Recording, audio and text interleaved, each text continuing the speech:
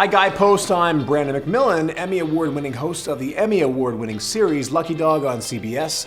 And in my arms, I have my trusty little sidekick, Lulu, who I rescued from a shelter 7 years ago. She was on death row, it was her final day, and guess what? I said, not so fast.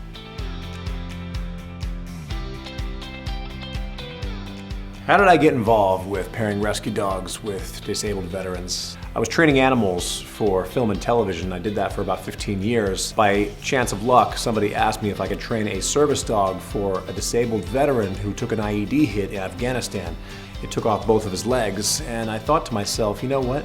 Service dogs, they're just like the dogs I've been training for the movies all these years. All it is high-level tasks. You're training the dog to be the best of the best. So once I did my first service dog, I quit the industry the next day. I did not train animals for the movies anymore. Suddenly, I started a foundation where we rescue dogs from shelters and we train them to become service dogs for disabled veterans. The training is tailor-made to the handler. So, for example, if the handler sustained a IED blast where both of his legs are severed off, we train these dogs to physically assist them in all walks of life. So I can train them to pick up things off the ground, retrieve objects, pull wheelchairs, open doors for them.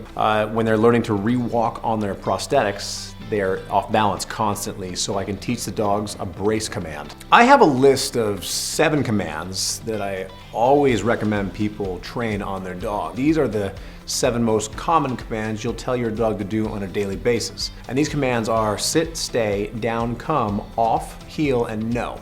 Now, if you really think about it, these commands cover pretty much all the basics that you say to your dog on a daily basis. Past that, it's all tricks. I always say tricks are fun to teach a dog, but tricks are for kids. If you want to teach your dog manners and obedience, you have to stick to the commands that you use every single day. One thing I love doing is pulling special needs dogs, dogs that are disabled themselves, because these are the first dogs at the shelters to get euthanized. And people have to understand these dogs are not damaged goods. They're actually hidden treasures. They have the same love to offer as any other dog that's fully abled. It's just they might have a little condition, they need a little extra help in life. And that's where I come in.